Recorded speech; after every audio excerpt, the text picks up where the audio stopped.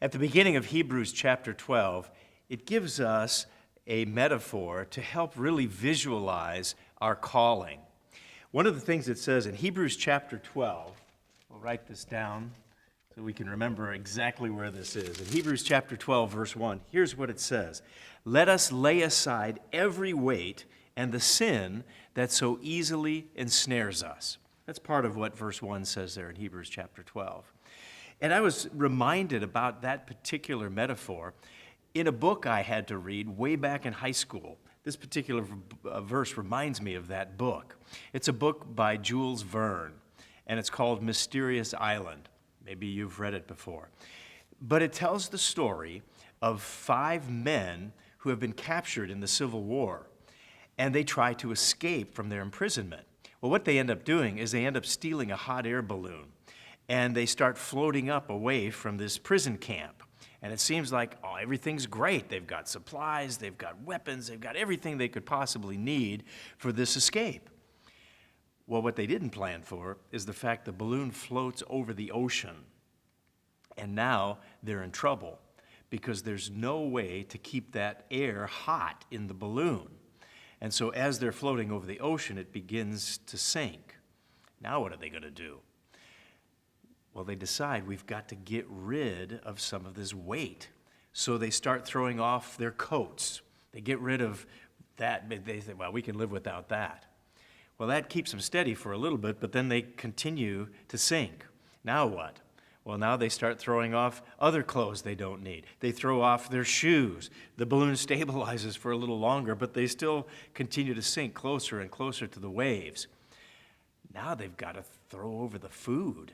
Now what are they going to do? So they throw the food over, stabilizes the balloon for a little bit more. But they're in a war. Now what can they do as this balloon continues to sink? They have to throw away the weapons. So there goes the weapons into the ocean. But it doesn't ultimately help. They're continuing to sink. Do you know what they do next? The only thing that's possible to get rid of next is the basket itself. So they untie the basket, it falls into the ocean, and they retie the ropes, and they're hanging on and trying to sit and stand on these ropes as this balloon continues to descend. Well, as the story goes, it can't stay afloat, and so it ends up falling. But just before they hit the water, they see this island off in the distance. So the balloon ends up going into the water, and there's this island that they can swim to, and that's the mysterious island that Jules Verne writes about. Now, they wouldn't have survived to even make it to that island if they couldn't see the difference from what was a necessity and what was something that was a want. Well, they wanted those weapons, they wanted that food, but in order to even survive, they had to decide what was most critical, most important. And I believe that's what Hebrews chapter 12 is telling us. Do we know the difference between wants and needs? Are there things that are weighing us down spiritually that we need to cast off? We need to throw it overboard, just like those things those soldiers really didn't need to survive.